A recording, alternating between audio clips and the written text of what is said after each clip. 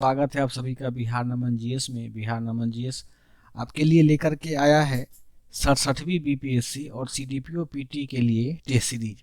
यह test series हमारे संस्थान के द्वारा संचालित किया जा रहा है, जिसका प्रथम टेस्ट 13 जून 2021 को संचालित किया गया था और यह टेस्ट संख्या हमारा 15 था। इस टेस्ट में नवंबर 2020 से लेकर के 5 जून 2021 तक के प्रश्न पत्र पूछे गए हैं। यानी यूँ कहें कि यह टोटल करेंट अफेयर के प्रश्न है और यह आपके पेपर के लिए काफ़ी महत्वपूर्ण है। यह जो पेपर जो है वो कम्प्लीटली बीपीएससी के पैटर्न पर बनाया गया हुआ है। देख सकते हैं साथियों कि इनका जो पहले पेज पे आपको इंस्ट्रक्शन दे रखे हैं कि टोटल प्रश्नों की संख्या कितनी है, कितने क्वेश्चन के मार्क्स हैं और कितने क्वेश्चन आपको अटेम्प्ट करने हैं, और बाकी और सारे आपको इंस्ट्रक्शन दे रखे हुए हैं कि जब भी आप इसे सॉल्व करें तो इस इंस्ट्रक्शन को पढ़ लें। बिहार नमन जीएस का टेस्ट सीरीज बीपीएससी प्रतिभागियों के लिए काफ़ी लोकप्रिय है। साथियों देखेंगे कि पहले पेज पे जैसे ही हम आते हैं तो ये इंग्लिश के क्वेश्चन पेपर आ रहे हैं। यानी हमारे जो टेस्ट पेपर होते हैं वो बाइलिंगुअल है, यानी इंग्लिश में भी क्वेश्चन उपलब्ध होते हैं और इंग्लिश हिंदी में भी क्वेश्चन उपलब्ध होते हैं।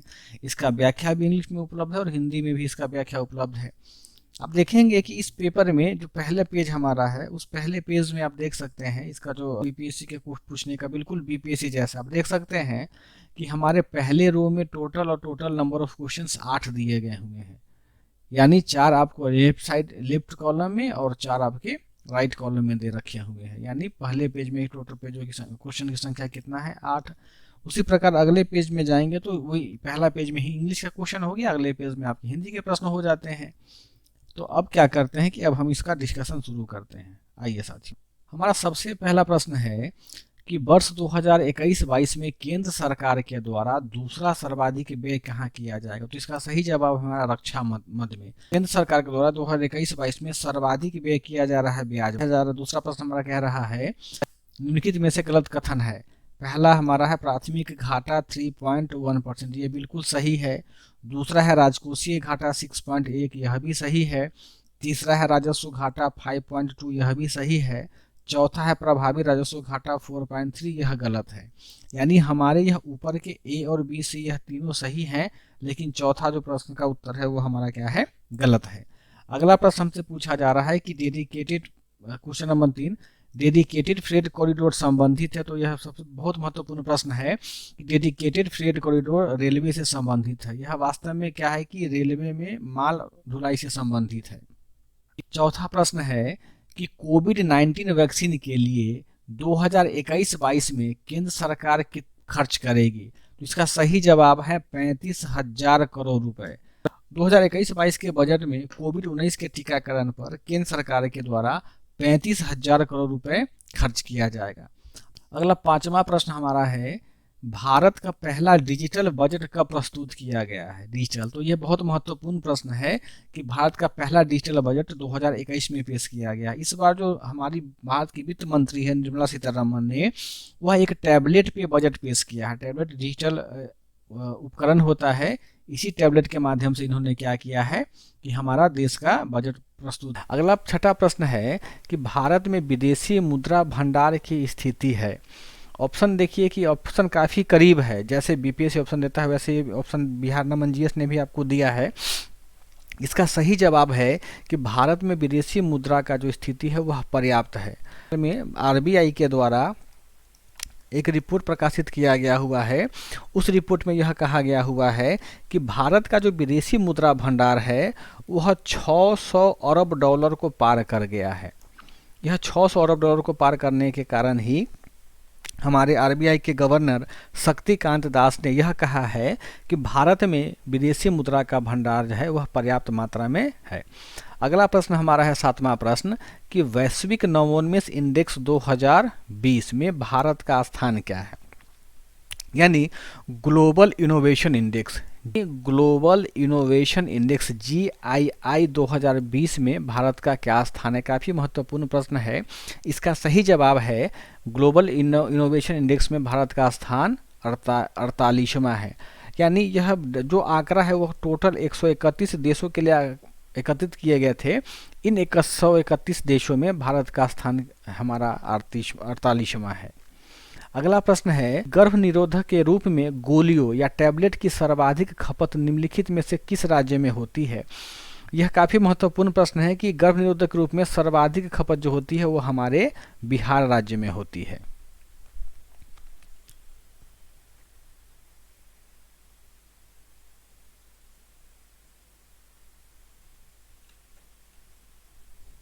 प्रश्न संख्या 9 है कि विश्व सौर बैंक किसकी पहल है। विश्व सौर बैंक किसकी पहल? इसका सही जवाब है कि विश्व सौर बैंक वो अंतर्राष्ट्रीय सौर गठबंधन, इसको कि हम लोग इंटरनेशनल सोलर अलायंस भी कहते हैं, इसका पहल है। अब देखेंगे कि अंतर्राष्ट्रीय सौर गठबंधन नवंबर 2021 में ग्लासगो में आयोजित होने वाले संयुक्त राष्ट्र जलवायु परिवर्तन सम्मेलन COP26 में विश्व सौर बैंक का शुभारंभ करेगा। प्रश्न संख्या 10 है कि व्यापार करने की सुगमता सूचकांक 2020 यानी ease of doing business EDB में हमारे ईडीबी 2020 में भारत का स्थान क्या है? यह बहुत ही ज़्यादा महत्वपूर्ण प्रश्न है। तो आप देखेंगे कि ईडीबी 2020 में भारत का जो स्थान है वह है क्वेश्चन ऑप्शन नंबर ए यानी 63वां, इसलिए हमारा उत्तर क्या हो जाएगा? 63वां। अगला प्रश्न है वर्ष 2021 का पद्म विभूषण पुरस्कार कितने विदेशी नागरिक को दिया गया है? यह बहुत ही ज़्यादा वीवीआई प्रश्न है कि पद्म विभूषण पुरस्कार कितने विदेशी। तो देखेंगे कि हमारे पास जो सही ऑप्शन है वो ऑप्शन है बी, यानी देखिए पहला ऑप्शन सबसे पहला जो दिया गया है वह दिया गया है कि जापान के शिंजो आबे इनको दिया गया है लोक सेवा में, और दूसरा हमारा है कि नरिंदर सिंह का पानी, यह अमेरिकी है, नरिंदर सिंह का पानी, इनको मरणोपरांत हमारा दिया गया है पद्म विभूषण।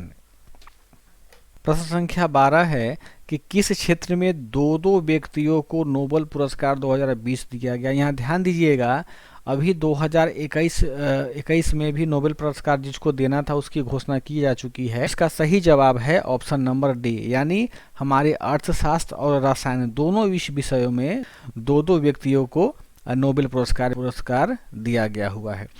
प्रश्न संख्या 13 है कि बिहार कोरोना सहायता ऐप किस राज्य की पहल है?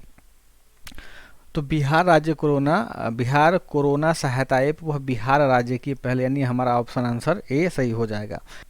कोरोना वायरस महामारी से लड़ने के लिए एक अभिनव विचार लेकर के आया है। इन दिक्कतों के बीच जरूरतमंद लोगों की मदद के लिए बिहार सरकार ने बिहार आपदा प्रबंधन द्वारा बिहार से बाहर फंसे प्रत्येक व्यक्ति को 1000 रुपये की कोरोना सहायता दी जाती है। कि निम्नलिखित में से कौन नीति आयोग के अध्यक्ष नहीं है? यहाँ ध्यान दीजिएगा कि क्वेश्चन में पूछा जा रहा है कि अध्यक्ष नहीं है।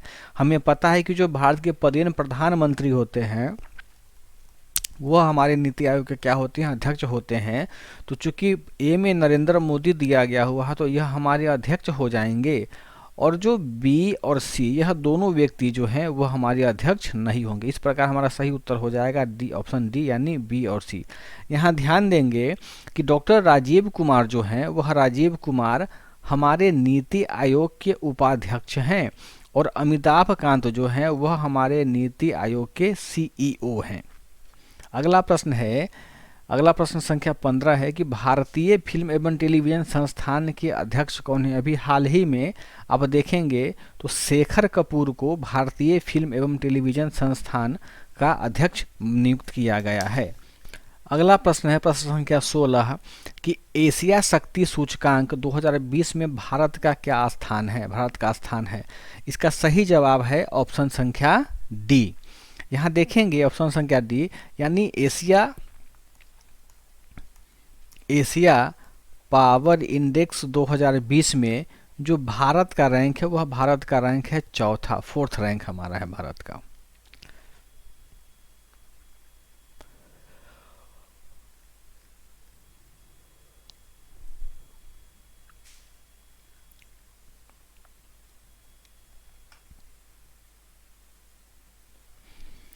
प्रश्न संख्या 17 है, पूछा जा रहा है कि निम्नलिखित में से कौन नौसेना अभ्यास नहीं है? अब देखेंगे सिम्बैक्स, स्लाइनेक्स, जिमेक्स, सिन्यूमेट्री, तो इन सब का अध्ययन करेंगे तो हम देखेंगे क्या कि सिन्यूमेट्री जो है वह क्या है कि वह एयर एक्सरसाइज है। वह एयर एक्सरसाइज है। यह सिन्यूमेट्री जो है भारत और जापान की जो एयरफोर्स है, जापान का जो एयरफोर्स है, इन दोनों के बीच में यह संयुक्त युद्ध अभ्यास है। यदि हम सिम्बेक्स की बात करें तो सिम्बेक्स में क्या है कि सिम्बेक्स निम्नलिखित में से कौन नौसेना अभ्यास नहीं है। यानी हमसे यह पूछा जा रहा है कि निम्नलिखित में से कौन नेवल एक्सरसाइज नहीं है। यहाँ देखेंगे तो क्वेश्चन नंबर जो डी है वह सिन्यूमेट्री, वह क्या है, वह इंडिया और जापान की जो एयर फोर्स है उनके बीच में क्या है, कंबाइंड एयर एक्सरसाइज है। इस प्रकार हमारा सही उत्तर हो जाएगा ऑप्शन डी यानी सिन्यूमेट्री। सिन्यूमेट्री क्या है तो फिर से समझ लें कि यह भारत और जापान की वायु सेनाओं के बीच में एक संयुक्त युद्धाभ्यास है या सैन्य अभ्यास है। यदि हम सिमेक्स की बात करें, यानी ऑप्शन नंबर ए की हम बात करें सिमेक्स का, तो सिमेक्स क्या है, यह भारत और सिंगापुर, इसमें भारत और सिंगापुर की जो नेवी है उन नेवी के बीच में संयुक्त सैन्य अभ्यास है। स्लाइनेक्स की अगर हम बात करें तो इसमें दो देश श्रीलंका और इंडिया शामिल किए जाते हैं। यदि जिमेक्स की बात करें तो जिमेक्स में हमारा क्या है कि इंडिया और प्लस जापान की जो नेवी है वह एक दूसरे के साथ क्या करते हैं, आपस में युद्धाभ्यास करते हैं। अगला प्रश्न हमारा है प्रश्न संख्या 18 कि आदि महोत्सव 2021 का उद्घाटन किसके द्वारा किया गया है।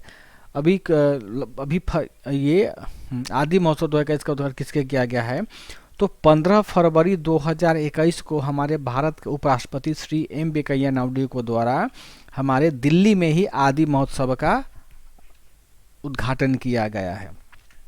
अगला प्रश्न है प्रश्न संख्या 19 कि क्यात किस देश की मुद्रा है।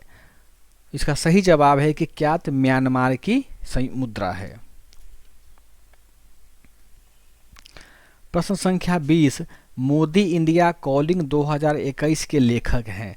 तो यहाँ जयपुर के चांदमल कुमावत मोदी इंडिया कॉलिंग 2021 के लेखक हैं।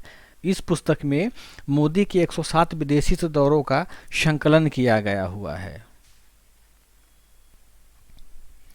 अगला प्रश्न है प्रधानमंत्री राष्ट्रीय बाल पुरस्कार 2020 बिहार के किस बालक बालिका को दिया गया है। इसका सही जवाब ज्योति कुमारी, ऑप्शन ए। और ज्योति कुमारी को हम लोग ज्योति कुमारी को बिहार की साइकिल गर्ल भी बोलते हैं। अगला प्रश्न है कि जनसंख्या नीति से संबंधित है। हमारे पास 4 समिति का नाम दिया गया हुआ है। इन 4 समितियों में से इसका सही जवाब है कि स्वामीनाथन समिति। यहाँ ध्यान रखेंगे साथियों कि स्वामीनाथन समिति जो है उसका सबसे महत्वपूर्ण संबंध है भारत की जनसंख्या नीति के निर्धारण करने से, जनसंख्या नीति के संदर्भ में। इसमें कहा क्या जाता है कि स्वामीनाथन समिति द्वारा प्रस्तुत नीति मसौदे में स्वास्थ्य के प्रति समग्र दृष्टिकोण और नीति को लागू करने के लिए कुछ संरचनात्मक परिवर्तनों का सुझाव दिया गया हुआ था। इस नीति द्वारा सुझाए गए महत्वपूर्ण उपाय थे 2010 ईस्वी तक कुल प्रजनन दर 2.1 प्राप्त करके जनसंख्या को स्थिर करना। जो भारत की जनसंख्या बढ़ रही है उनके संदर्भ में इन्होंने कहा है कि 2010 में हम क्या करेंगे, भारत का जो जनसंख्या वृद्धि, भारत का जो कुल प्रजनन दर है उसे 2.1% तक सीमित रखना है।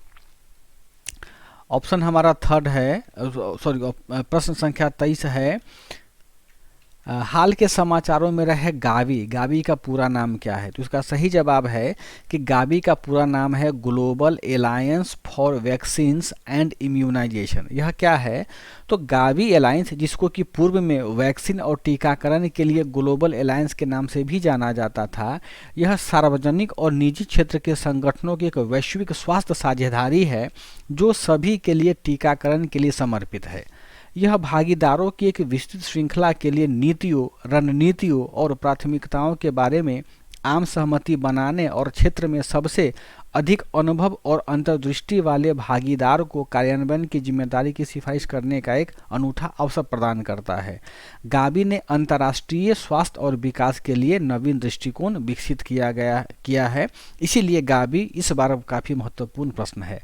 अगला प्रश्न है कि एशिया कप 2020 का आयोजन कहाँ किया जाएगा। इसका सही जवाब है कि एशिया कप 2022 का आयोजन हमारे भारत के पड़ोसी राष्ट्र पाकिस्तान में किया जाएगा। यहाँ ध्यान दें कि एशिया कप 2022 क्रिकेट टूर्नामेंट का 15वां संस्करण है, जिसे सितंबर 2020 में ही आयोजित किया जाना था, परंतु कोविड के कारण इसका समय काल बढ़ा करके जुलाई 2022 किया गया है। अर्थात जुलाई 2022 में इस एशिया के कप 2022 के 15वां संस्करण का आयोजन पाकिस्तान में किया जाएगा।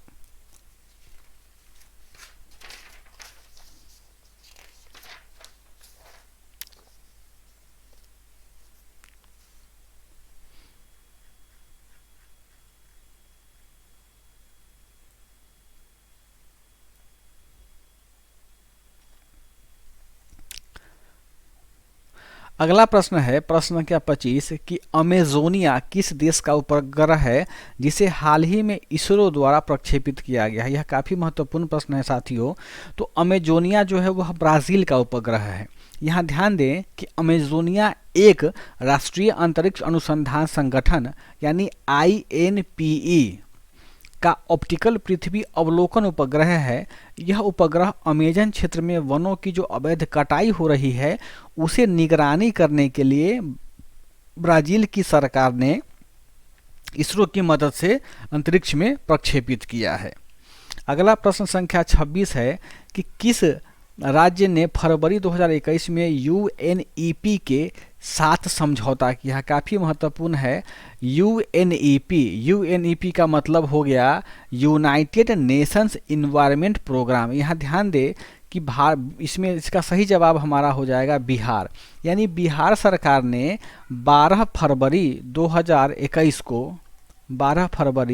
2021 को अंतर्राष्ट्रीय संस्थान यूनेप के साथ में एक साझेदारी किया है, जिसका काम राज्य में जलवायु लचीलापन और कम कार्बन विकास प्राप्त करने के लिए एक रूपरेखा तैयार करना है, जिसमें बिहार को UNEP तकनीकी सहायता उपलब्ध कराएगा और मार्गदर्शन भी देगा। अगला प्रश्न है प्रश्न संख्या 27 कि माँ कैंटीन योजना की शुरुआत कहाँ की गई है। इसका सही जवाब है बी ऑप्शन पश्चिम बंगाल। दोस्तों पश्चिम बंगाल के मुख्यमंत्री ममता बनर्जी ने अपनी खाद्य सुरक्षा योजना को माँ कैंटीन NS के नाम से फरवरी 2021 में शुरू किया है। इस कैंटीन में 5 रुपये में चावल, दाल, सब्जी और अंडा भोजन के रूप में उपलब्ध कराया जाता है। और इस माँ कैंटीन में जो भी गरीब तबके के लोग हैं वह आकर के मात्र 5 रुपये देने के साथ अपना भोजन ग्रहण कर सकते हैं। और यह माँ कैंटीन प्रत्येक दिन दोपहर को 1 बजे से लेकर के 3 बजे के बीच तक संचालित होता है। अर्थात कोई भी व्यक्ति इस समय काल में आकर के 5 रुपये में यह माँ कैंटीन योजना का लाभ ले सकता है। अगला प्रश्न है प्रश्न संख्या 28 कि हाल ही में किस राज्य ने किसान सूर्योदय योजना की शुरुआत की है।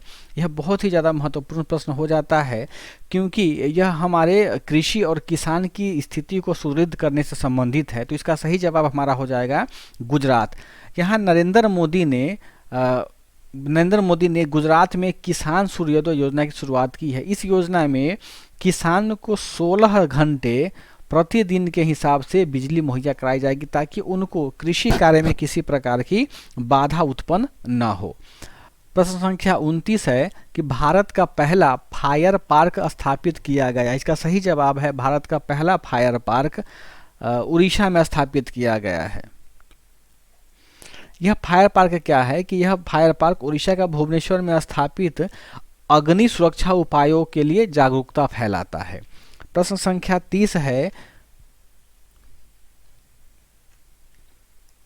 30 है कि बांधवगढ़ टाइगर रिजर्व किस राज्य में स्थित है। इसका सही जवाब है बांधवगढ़ हमारा मध्य प्रदेश के उमरिया जिले में स्थित है। मध्य प्रदेश के उमरिया जिले में स्थित है। इसे 1993 ईस्वी में टाइगर रिजर्व घोषित किया गया था।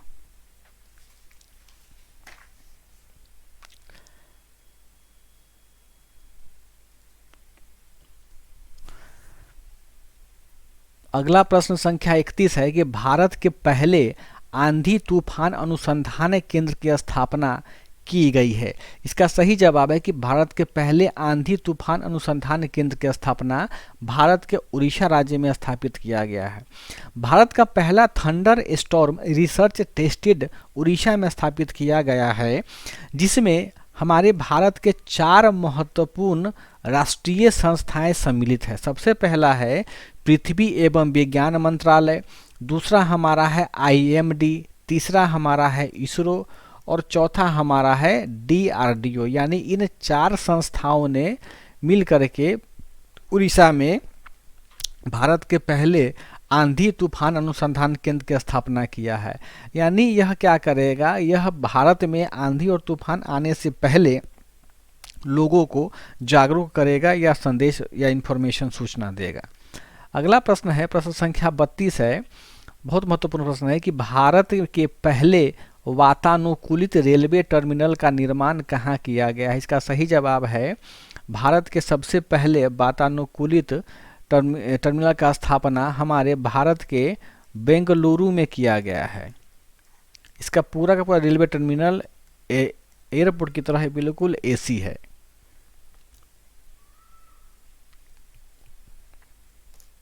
प्रश्न संख्या 33 है कि डिजिटल रूप से प्राथमिक स्वास्थ्य प्रदान करने वाला प्रथम भारतीय राज्य है। तो डिजिटल रूप से प्राथमिक स्वास्थ्य प्रदान करने वाला हमारा प्रथम भारतीय राज्य दक्षिण भारतीय राज्य केरल है। केरल ने अपनी सर्वव्यापी प्राथमिक स्वास्थ्य सुविधाओं का लाभ उठाकर देश में पहला पूरी तरह से डिजिटल प्राथमिक स्वास्थ्य सेवा प्रदान करने वाला भारत का पहला राज्य बन गया है।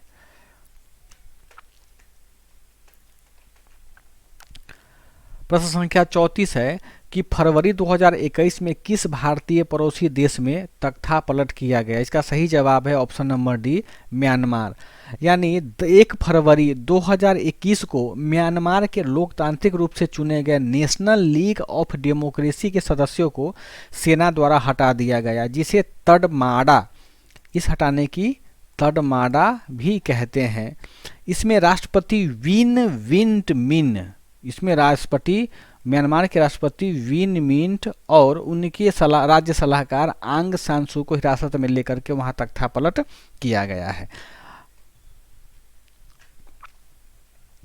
अगला प्रश्न है प्रश्न संख्या 35 की इंडिया जस्टिस रिपोर्ट 2021 में महाराष्ट्र का स्थान है। इसका सही जवाब है कि इंडिया जस्टिस रिपोर्ट 2021 में महाराष्ट्र का स्थान शीर्ष स्थान है, यह सबसे ऊंचे स्थान पर है।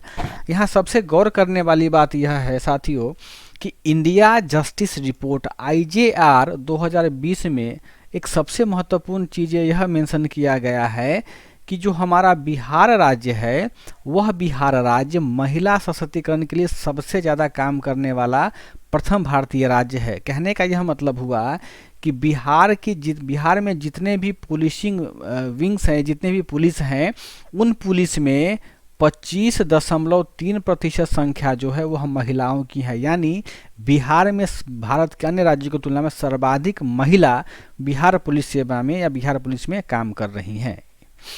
प्रश्न संख्या 36 है कि भारत में नवाचार सूचकांक 2020 में शीर्ष स्थान किसे मिला है। तो इसका सही जवाब है option number B, Karnataka. Karnataka ने नीति आयोग के इंडिया इनोवेशन इंडेक्स 2020 में टॉप रैंक हासिल किया है।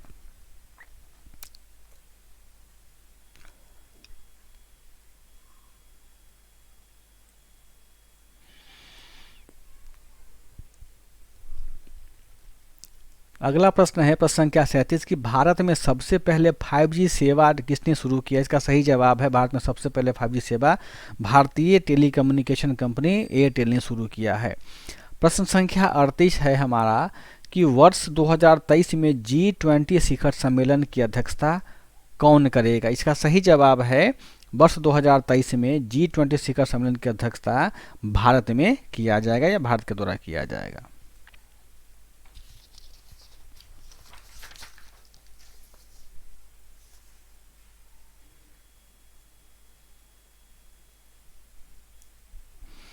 प्रश्न संख्या 39 है कि गाय कैबिनेट बनाने वाला प्रथम राज्य है। इसका सही जवाब है मध्य प्रदेश।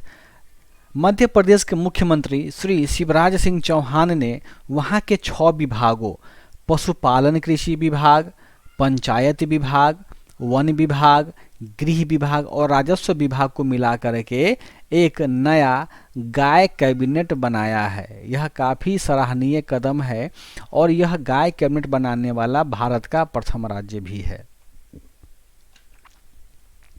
प्रश्न संख्या 40 है कि नरेंद्र मोदी के द्वारा शांति की मूर्ति का उद्घाटन कहाँ किया गया है। इसका सही जवाब है भारत के प्रधानमंत्री नरेंद्र मोदी के द्वारा शांति की मूर्ति का हाल ही में राजस्थान में उद्घाटन किया गया है। वास्तव में यह शांति की मूर्ति जैन भिक्षुआचार्य श्री विजय वल्लभ सूरीश्वर जी महाराज की 191वीं जयंती के अवसर पर इसे अनावृत किया गया है। अगला प्रश्न है कि सूर सरोवर झील कहाँ स्थित है। इसका सही जवाब है सूर सरोवर झील हमारे उत्तर प्रदेश के आगरा शहर में स्थित है। अगला प्रश्न है प्रश्न संख्या 42, हर घर जल ग्रामीण उपलब्ध कराने वाला प्रथम राज्य है। इसका सही जवाब है गोवा। गोवा हर घर में नल का पानी कनेक्शन प्रदान करने वाला देश का पहला राज्य बन गया है। अगला प्रश्न है नवंबर 2020 में EOS यानी अर्थ ऑब्जर्वेशन सैटेलाइट 01 को किस वाहन से प्रक्षेपित किया गया है। इसका सही जवाब है PSLV C49। इसका सही जवाब हमारा है PSLV C49। यहाँ ध्यान देंगे कि PSLV ने श्रीहरिकोटा से EOS 01 और अन्य 9 उपग्रह को सफलतापूर्वक 7 नवंबर 2020 को अंतरिक्ष में प्रक्षेपित किया है।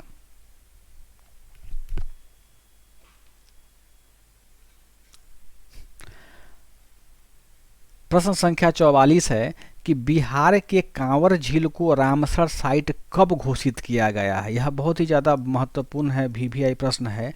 इसका सही जवाब है कि बिहार के कांवर झील को 16 अक्टूबर 2020 को रामसर साइट घोषित किया गया है।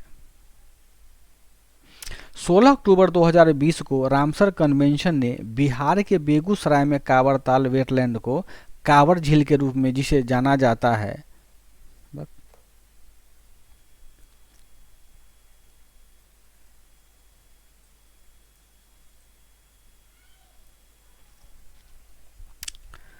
अगला प्रश्न है कि कस्तूरी कपास किस देश का ब्रांड है। इसका सही जवाब है कस्तूरी कपास भारतीय ब्रांड है।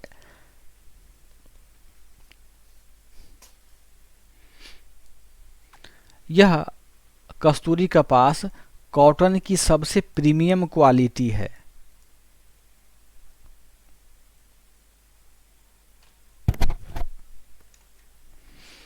प्रश्न संख्या 46 है कि गुजरात में चलाए जा रहे सेतु कार्यक्रम का उद्देश्य क्या है। इसका सही जवाब है कि गुजरात में ग्राम पंचायत को पूर्ण रूप से डिजिटल करने के लिए गुजरात सरकार के द्वारा सेतु कार्यक्रम चलाया जा रहा है। प्रश्न संख्या 47 है कि पूर्णतः सौर ऊर्जा से संचालित हवाई अड्डा भारत में कहाँ स्थित है। यह बहुत ही ज़्यादा महत्वपूर्ण प्रश्न है। यहाँ ध्यान देंगे कि भारत में सबसे पहले पुडुचेरी में पूर्णतः वहाँ का जो हवाई अड्डा है उनको पूर्णतः सौर ऊर्जा से संचालित किया जा रहा है। अगला प्रश्न है किस मुस्लिम देश ने मृत्यु दंड को समाप्त कर दिया है हाल ही में। इसका सही जवाब है कि कजाकिस्तान ने अपने यहाँ मृत्यु दंड को समाप्त कर दिया है।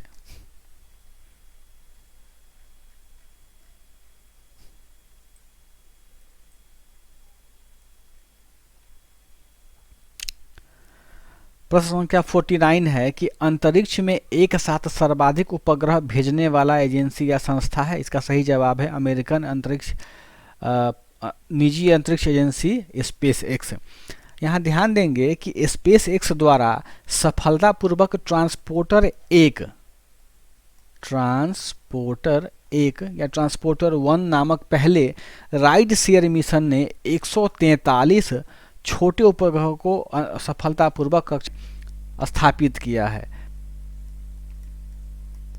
फरवरी 2017 में इसरो ने एक ही साथ 104 उपग्रह सफलतापूर्वक अंतरिक्ष में प्रक्षेपित किया था। प्रश्न संख्या 50 है कि किसके द्वारा विश्व के पहले ऊर्जा द्वीप का निर्माण किया जाएगा। इसका सही जवाब है डेनमार्क। डेनमार्क उत्तरी सागर में दुनिया का पहला ऊर्जा द्वीप बनाएगा जिसमें 30 लाख यूरोपीय घरों को बिजली की ज़रूरतों को पूरा किया जाएगा। साथियों, यह हमारे टेस्ट सीरीज का पहला भाग था। कल इसी का 51 से लेकर के 100 प्रश्नों तक इसके दूसरे भाग के साथ हम लोग फिर उपस्थित होंगे। उम्मीद करते हैं कि यह वीडियो आप लोगों को अच्छा लगा होगा। अच्छा लगे तो भी चैनल को सब्सक्राइब करें, लाइक करें। धन्यवाद।